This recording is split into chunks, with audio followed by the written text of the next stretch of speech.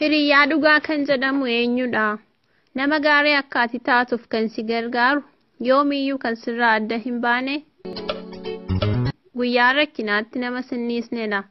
Macaafa fakkeenyaa 18:24 irratti hiriyaan obboleessarra caalu akka jiru dubbata. Hiriyaa dhugaa namni jedhamu nama akkanaadha. Hiriyaan akkanaa qoosaatti hin argamu. Nama hundumaatiin jaallatamuuf yaadda taanaan hiriyaa gadhee harkatti kufta.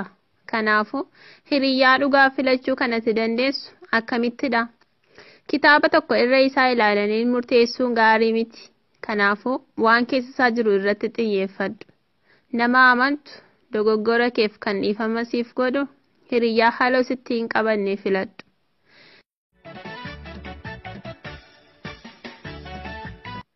Hiriyaa dhugaa tokko qabaachuun hiriyoota sobaa hedduu qabaachuurra ni caala. Hiriyaa dhugaa argachuuf fageessitee yaadutu sirra jiraata. Bakka hin eegnetti hiriyaa argachuu ni dandeessa.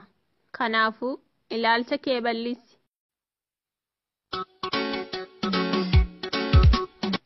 Nama si fakkaatu qofaa hin barbaadin.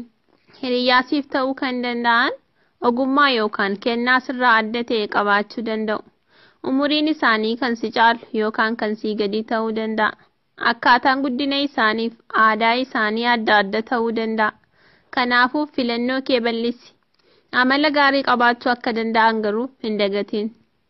Sirraa gargaaramuu kan barbaadu, namoota birootti kan si hamatu yookaan waa'ee kee wanta hin taane kan odeessu si mudatee beeka.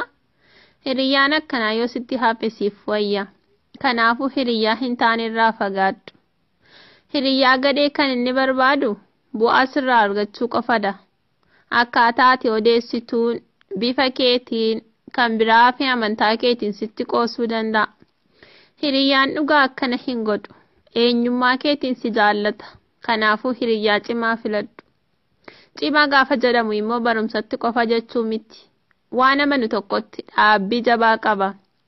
Macaafa fakkeenyaa 27:17 irratti sibiilli sibiila akkuma harkisu hiriyyaan dhugaa inni tokko isa waan inni tokko godhu irraa bara. Nama gaarii akka taatullee si gargaara. Hiriyaa akkanaa kanatti argattu akkamittidha? Namoonni yeroo hunda gara keetti akka dhufan eeguu hin qabdu. Ati ofii keetii namootatti siquuf tattaafadhu. Haasaa eegaluuf nama jalqabaa ta'i. Hafachu haasa'uun kee gaariidha. Garuu waa'ee kee qofa hin haasayin.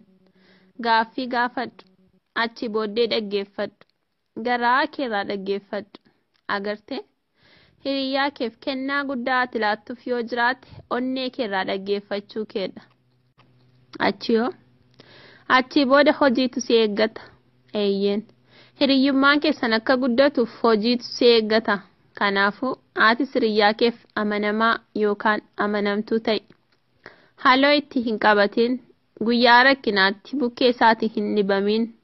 Akkas gaafa gootu hiriyyummaan keessan ni daraara. Hiikii hiriyyummaa inni guddaa kanadha. Warra kaaniif of gararraatti yaadu.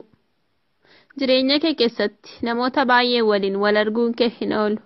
Hiriyyaa kee kan filatu garuu sidha. Kanaaf hiriyoota kee ogummaadhaan filadhu. Hiriyaa gaarii filadhu.